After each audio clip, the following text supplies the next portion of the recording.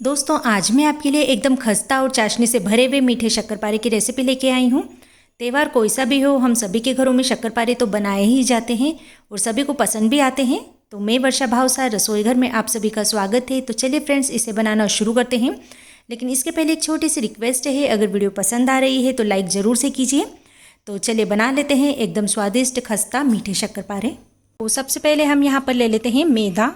मैंने यहाँ पर 400 ग्राम मैदे का यूज़ किया है। तो आप अपनी इच्छा अनुसार जितनी भी क्वांटिटी में इन्हें बनाना चाहें उतना आप यहाँ पर मैदा ले लीजिए। और अब हम इसमें डाल देते हैं 1/4 कप के करीब पिघला हुआ देसी घी।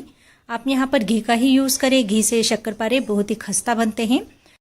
तो घी और मैदे को अच्छे से मिक्स कर लेते हैं। कुछ देर क्रम्बल करते हुए मिक्स कीजिए ताकि घी और मैदा अच्छे से मिक्स हो जाए। तो इसमें घी इतना चाहिए कि जब इस तरह से मुट्ठी में बांधे तो आसानी से इसकी मुट्ठी बन जाए। तो अब हम यहाँ पर पानी डाल के इसका डो लगा लेंगे। पानी मैंने यहाँ पर थोड़ा सा गुनगुना यूज़ किया है, यानी बहुत ज़्यादा गर्म भी नहीं है, हम हाथों से छू सकें, बस इतना हमें यहाँ पर गुनगुना सा पानी लेना है। तो गुनगुना पानी डाल के जब हम इसका डो लगाते हैं तो जो डो है बहुत ही ज़्यादा सॉफ्ट लगता है। तो आवश्यकता अनुसार आप यहाँ पर पानी डाल के इसका सॉफ्ट सा डो लगा लीजिए। यहाँ पर डो हमें बहुत ज़्यादा हार्ड नहीं चाहिए, थोड़ा सॉफ्ट ही चाहिए। तो ये देखिए, मैं इस तरह से पंच दे के इसे अच्छे से चिकना कर लेती हूँ, क्योंकि हम इसे रेस्ट करने के लिए नहीं छोड़ेंगे। अगर बहुत अच्छे से चिकना हो जाता है तो हम इसके तुरंत ही शक्करपारे बना लेंगे। तो ये देखिए, कुछ देर मैंने इसे मसलते हुए अच्छे से चिकना कर लिया है। आप देख सकते हैं ये जो डो है कितना सॉफ्ट सा हो चुका है। बस इसी तरह से हमें यहाँ पर डो बनाना है ताकि जो हमारे शक्करपारे हैं अंदर से बहुत ही अच्छा खस्ता और फूले फूले बने। तो सबसे पहले हम यहाँ पर तेल को गर्म करने रख देते हैं।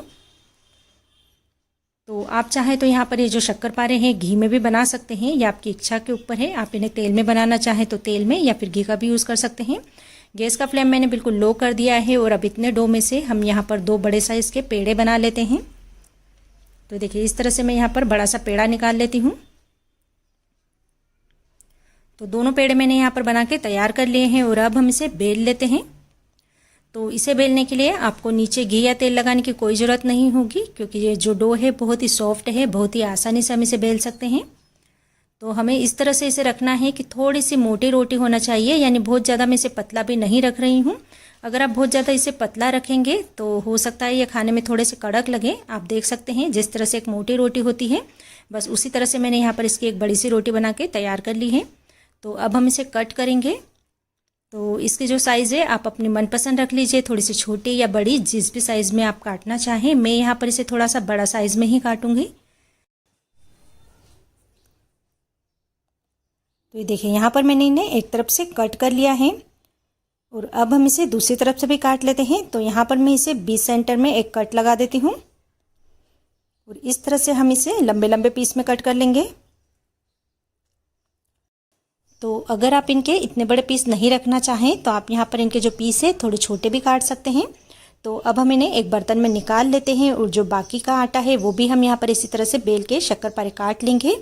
अब जो तेल है ये भी हमारा अच्छे से गर्म हो चुका है। तेल हमें यहाँ वैसे बहुत ज़्यादा गर्म नहीं चाहिए, मीडियम ही तेल को गर्म कीजिए। और अब हम इसमें एक एक के शक्करपारे उठा के डाल देते हैं।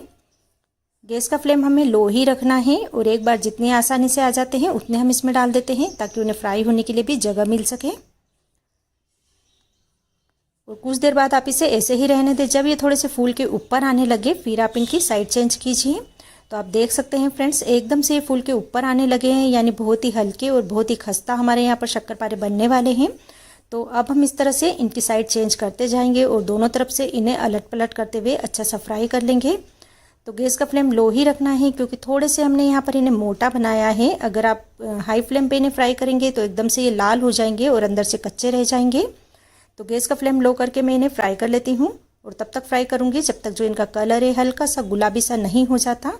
अब आप देख सकते हैं यहाँ पर जो इनका कलर है बहुत ही अच्छे से आ चुका है और ये बहुत ही अच्छे से फूल चुके हैं। तो अब हम इन्हें तेल में से बाहर निकाल लेते हैं।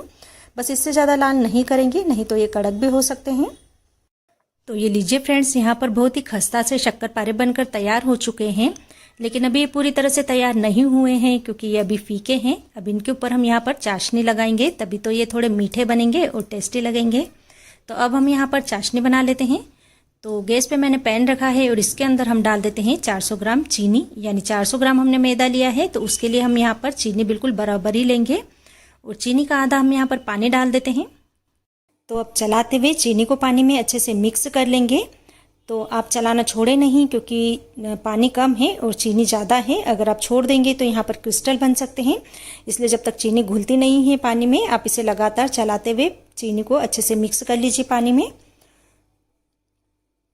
तो कुछ देर में आप देखेंगे यहाँ पर चाशनी में बॉयल आ चुका है और चीनी पानी में पूरी तरह से मिक्स हो चुकी है, लेकिन ऊपर इसमें थोड़ा सा झाग सा दिख रहा है। तो इसे हम इस तरह से चम्मच से अलग कर लेते हैं। इसे चाशनी का मेल भी कहा जाता है, जिससे जो हमारी चाशनी है बिल्कुल क्लियर बनेगी। अगर हम इसके ऊपर का जो ये झाग दिख रहा है इसे अलग कर देते हैं, देखिए इस तरह से। तो वैसे तो आप चाहें तो चाशनी में थोड़ा सा दूध डालकर भी चाशनी को क्लियर कर सकते हैं। तो दूध डालने से इसका जितना भी मेल होता है एकदम से ऊपर आ जाता है, लेकिन इस चाशनी में इतना ज़्यादा मेल नहीं है। तो अब हम इसमें डाल देते हैं आधा चम्मच के करीब इलायची पाउडर, एक अच्छे से फ्लेवर के लिए, और इसे भी मिक्स कर लेते हैं। हाई फ्लेम पे मैं यहाँ पर चाशनी को पका रही हूँ। तो कुछ देर के बाद हम यहाँ पर चाशनी को चेक कर लेते हैं कि चाशनी हमारी पकी है या नहीं। तो इसके लिए एक प्लेट में मैंने थोड़ी सी चाशनी डाली है। तो प्लेट को हम यहाँ पर थोड़ा सा टेढ़ा करके देखेंगे। अगर जो चाशनी है नीचे आ रही है तो यानी जो हमारी चाशनी है अभी कच्ची है, यानी पूरी तरह से तैयार नहीं हुई है।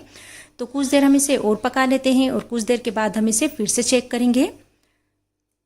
तो हमें यहाँ पर जो चाशनी है एकदम से गाढ़ी सी चाहिए। अब आप देख सकते हैं ये जो चाशनी है एकदम से नीचे नहीं आ रही है। तो एक बार हम यहाँ पर उंगली और अंगूठे के बीच में भी इसे लेके देख लेते हैं। हमें यहाँ पर इसमें एक बड़ा सा तार दिखना चाहिए। आप देख सकते हैं यहाँ पर ये जो चाशनी है बहुत ही अच्छे से तैयार हुई है। इसी तरह से हमें यहाँ पर एकदम कड़क चाशनी चाहिए। तो अब हम इसमें डाल देते हैं ये शक्करपारे। गैस का फ्लेम मैंने हाई रखा हुआ है और अब हम इसे अच्छे से मिक्स कर लेते हैं। गैस का फ्लेम हमें हाई रखना है और इसे लगातार चलाते हुए मिक्स करेंगे, चलाना छोड़ना नहीं है, नहीं तो ये कहीं से तो चाशनी पी लेंगे और कहीं से सूखे रह जाएंगे। तो कुछ देर हम इसे इसी तरह से चला लेंगे ताकि जो शक्करपारे हैं चाशनी पूरी तरह से पी ले और अच्छी सी कोटिंग सी हो जाए इनके ऊपर चाशनी की। तो गैस का फ्लेम हाई रखेंगे, नहीं तो अगर आप लो फ्लेम पे पकाएंगे तो शक्करपारे बहुत ही ज़्यादा सॉफ्ट हो जाएंगे। तो इन्हें बनाना आसान भी है और खाने में बहुत ही टेस्टी लगते हैं, और साथ ही आप इन्हें स्टोर कर कर कई दिनों तक रख भी सकते हैं।